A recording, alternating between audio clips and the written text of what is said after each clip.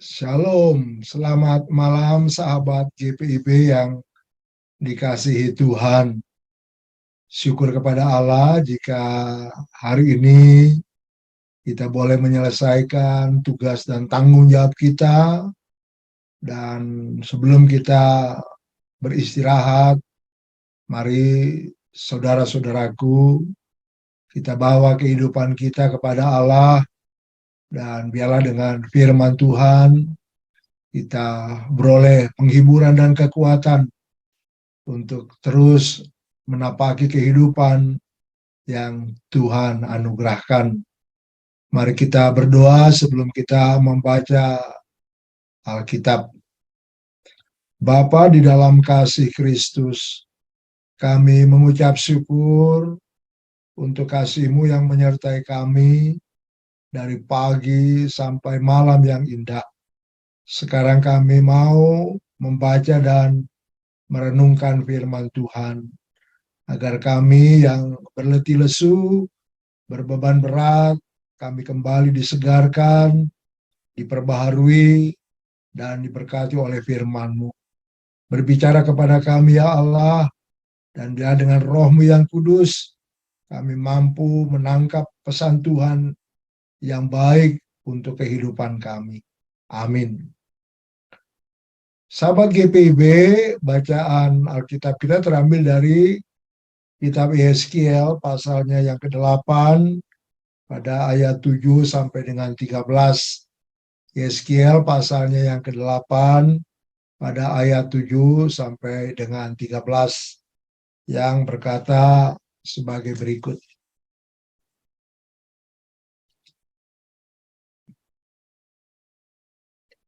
Dan dibawanya aku ke pintu pelataran. Aku melihat sungguh ada sebuah lubang di dalam temboknya. Firman-Nya kepadaku, hai anak manusia, perbesarlah lubang yang di tembok itu. Sesudah aku memperbesar lubang itu, lihat ada sebuah pintu. Firman-Nya kepadaku, masukilah dan lihatlah perbuatan-perbuatan kekejian yang jahat yang mereka lakukan di sini. Lalu aku masuk dan melihat sungguh segala gambar-gambar binatang melata dan binatang-binatang lain yang menjijikkan dan segala berhala-berhala kaum Israel terukir pada tembok sekelilingnya. Dan di hadapannya berdiri 70 orang tua-tua kaum Israel dengan Yaazanya bin Safan di tengah-tengah mereka, dan masing-masing memegang bokor ukupannya di tangannya, dan keharuman dari asap ukupan itu naik ke atas. Firman-Nya kepadaku, kau lihatlah, hai anak manusia, apa yang dilakukan oleh tua-tua kaum Israel di dalam kegelapan, masing-masing di dalam kamar tempat ukiran-ukiran mereka. Sebab mereka berkata, Tuhan tidak melihat kita, Tuhan sudah meninggalkan tanah ini. Ditambahkannya lagi, engkau masih akan melihat perbuatan-perbuatan kekejian yang lebih besar lagi yang mereka lakukan. Demikian pembacaan Alkitab. Berbahagia setiap kita yang mendengar dan memelihara firman Tuhan. Sahabat GPB yang dikasihi Allah, sekali waktu kami sekeluarga pergi mengunjungi Monumen Nasional atau biasa yang disebut Monas yang terletak di kota Jakarta. Tugu Monas ini kira-kira kalau kita berangkat dari GPB Immanuel sekitar 2 kilometer. Jadi kalau ibu bapak saudara berkesempatan datang ke GPB Immanuel, tidak ada salahnya juga untuk sekali-kali pergi mengunjungi Monumen Nasional.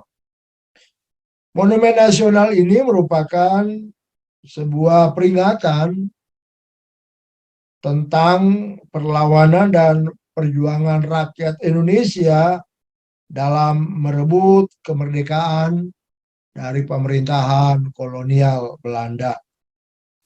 Tinggi Monas sekitar 132 meter dan bangunan ini didirikan mulai 17 Agustus tahun 1961 di bawah pemerintahan Insinyur Soekarno dan baru diresmikan pada tanggal 12 Juli tahun 1975.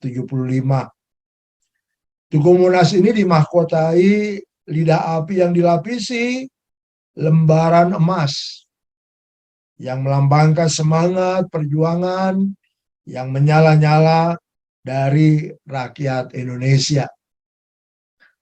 Luar biasa bahwa ketika kita ada di halaman Monas, kita diberi kesempatan juga untuk mencapai puncak tertinggi dari Tugu Monas. Ada ketinggian 115 meter.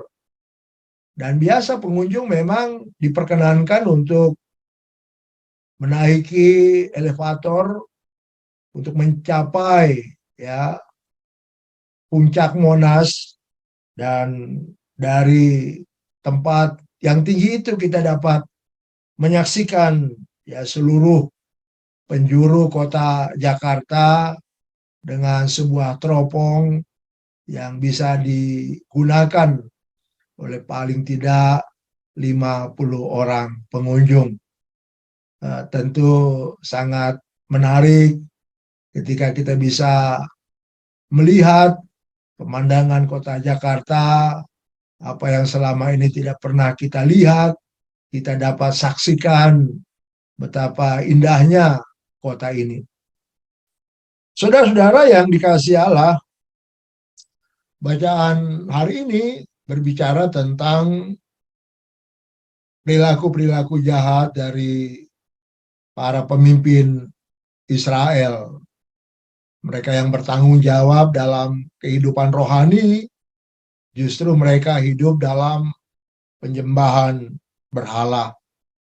Yeskiel diperintahkan untuk melubangi dan melihat adanya pintu yang ternyata ada ruangan di mana tua-tua Israel, mereka yang mestinya jadi teladan rohani, justru hidup dalam penyembahan berhala.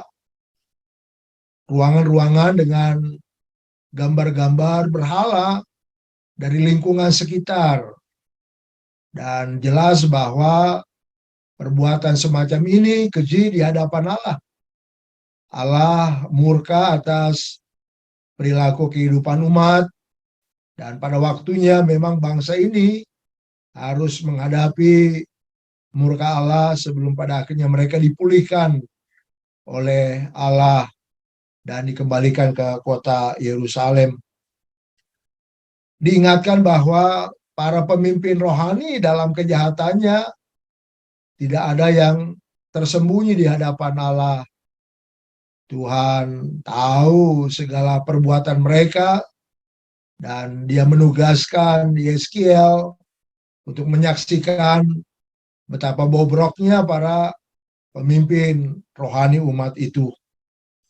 Bagaimana saudara-saudara aplikasi daripada bacaan hari ini? Kita pun juga diingatkan, apakah kita menyadari bahwa kita punya tugas untuk tidak membiarkan kejahatan berlangsung di depan mata kita. Apakah kita orang-orang yang juga peduli untuk memperbaiki apa yang jahat di mata Tuhan menjadi benar di hadapan Allah? Adalah tanggung jawab iman kita untuk mengoreksi, untuk mengarahkan kembali hal-hal yang tidak berkenan, manakala saudara-saudara kita atau kaum keluarga kita melakukan perbuatan-perbuatan yang berlawanan dengan perintah Tuhan, termasuk ketika di tengah persoalan hidup, mereka mencari pertolongan dari kuasa-kuasa kegelapan, atau bahkan menggunakan cara-cara duniawi untuk mengejar kepuasan pribadi. Saudara-saudara yang dikasihi Allah, pada tanggal 21 Januari bulan yang lalu tahun ini, di Yogyakarta ada seorang petugas kebersihan bernama Sudaryanto. Petugas kebersihan ini yang biasa membersihkan lantai di stasiun Tugu Yogyakarta, rupanya dalam tugas dia menemukan sebuah tas lempang. Tas lempang yang berisi sejumlah uang yang besar. Uang sekitar 44 juta rupiah. Oh, ini bukan jumlah yang kecil. Jumlah yang bisa menyeret orang untuk kemudian mengambilnya demi kepentingan-kepentingan pribadinya. Tetapi tidak dengan Sudaryanto. Petugas kebersihan ini kemudian menyerahkan tas berisi uang itu kepada petugas keamanan di stasiun kereta api Tugu, dan pada akhirnya uang itu dikembalikan kepada pemiliknya. Sudaryanto sendiri mengaku bahwa dia kaget ketika menemukan sejumlah uang yang sangat banyak itu. Tetapi dia mengatakan pada dirinya bahwa itu uang bukan milik saya, sehingga saya harus mengembalikan kepada pemilik aslinya. Ini sebuah contoh keteladanan dalam bagaimana kita menyaksikan hal-hal yang tentu kita tidak bisa kemudian mengabaikannya dengan alasan-alasan klasik bahwa ini adalah pemberian Tuhan. Tidak.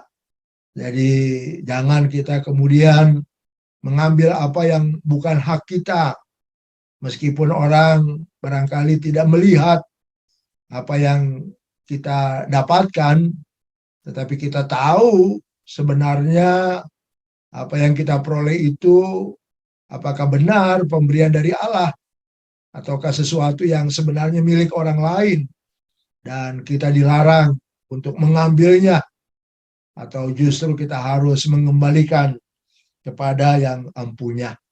Jadi kalau hari ini saudara barangkali kehilangan sesuatu yang berharga, entah sengaja atau tidak, atau memang orang lain merancang hal yang jahat, mari saudaraku, jangan kita menjadi khawatir dan takut menjalani hidup ini. Tuhan kita menyaksikan segala aktivitas manusia dengan segala pemikiran-pemikiran mereka. Biarlah kita pertaruhkan hidup kita hari ini dan hari-hari yang akan datang untuk tetap kita percaya kepada kebaikan Tuhan. Kalau kita bisa menjadi alat yang dipakai Allah untuk memberkati hidup orang lain, mari saudara-saudaraku kita kerjakan. Jangan hanya kita mau menerima berkat-berkat Allah, tetapi juga biarlah di tengah keberadaan kita masing-masing, kita pun menjadi anak-anak Tuhan yang setia, yang boleh berlaku jujur dalam kehidupan ini, sehingga kita sanggup menjadi saksi-saksi Tuhan Yesus yang menyenangkan hati Tuhan kita. Amin. Mari kita satu dalam doa.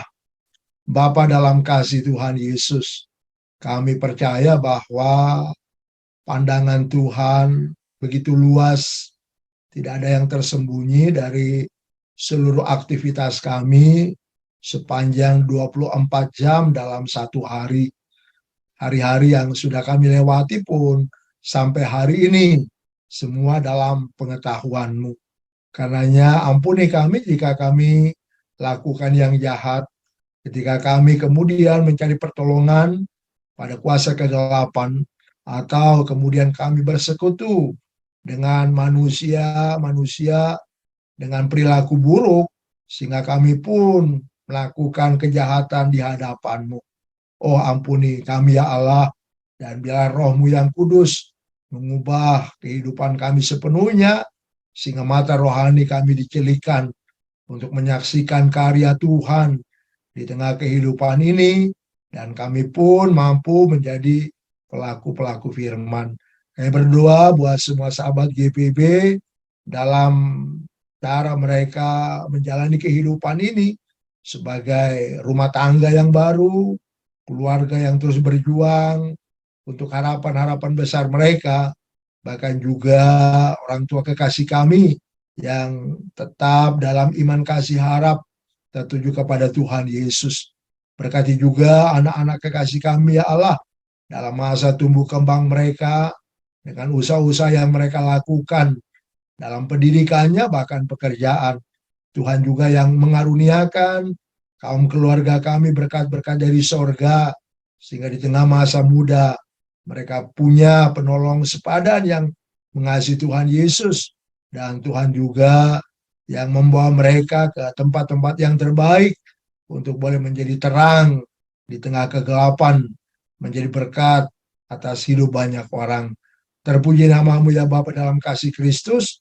Malam ini kami akan beristirahat, lindungi kami di sepanjang istirahat kami, dan biarlah dengan perlindungan dari Allah, kami tahu benar esok hari menjadi hari yang baru, di mana kami terus mampu menjadi saksi-saksi Tuhan Yesus untuk menceritakan kebaikan-Mu pada banyak orang tentang kasih Tuhan yang sempurna bagi kehidupan pribadi dan keluarga kami. Demi penembus kami yang hidup, Yesus Tuhan, kami berdoa. Amin. Akhirnya sahabat GPIB, kita sudah membaca dan merenungkan firman Tuhan. Kita sudah bersepakat di dalam doa dan tetap semangat dalam menjalani hidup ini. Selamat beristirahat.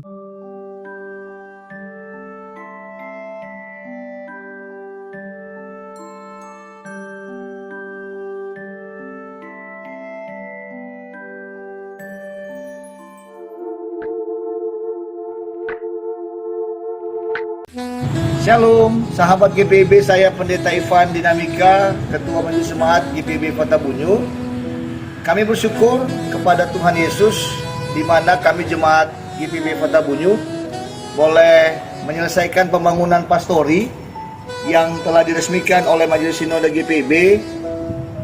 Dalam hal ini Sekretaris Umum Majelis Sinode GPIB, Pendeta Eli Pitoy de Bel, bersama dengan saya selaku Ketua Majelis Jemaat GPIB Kota Bunyu. Dan saat ini kami hendak melaksanakan pembangunan siring, dan sekarang kami akan melaksanakan pembangunan pembuatan siring yang Bapak Ibu boleh saksikan, di mana kami membangun siring ini untuk mencegah kelongsoran tanah di belakang pastori yang sudah kami bangun. Oleh karena itu kami hendak memohon bantuan Bapak Ibu untuk dapat membantu kami untuk membangun siring yang akan kami kerjakan melalui nomor rekening yang ada di bawah ini.